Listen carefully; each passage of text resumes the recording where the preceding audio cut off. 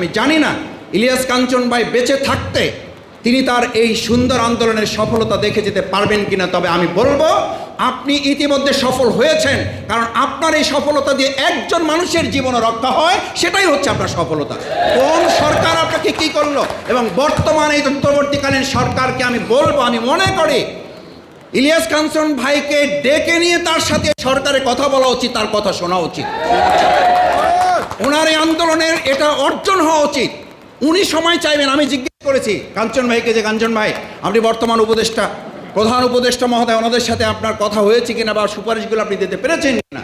আমার মনে হয়েছে কাঞ্চন ভাইয়ের মধ্যে একটা কষ্ট, একটা দুঃখ, একটা অভিমান, ওনার ব্যক্তির জন্য নয়, জাতির জন্য উনি যা করেছেন তার প্রাপ্তি ওনাকে আমরা দিতে ব্যর্থ হয়েছি।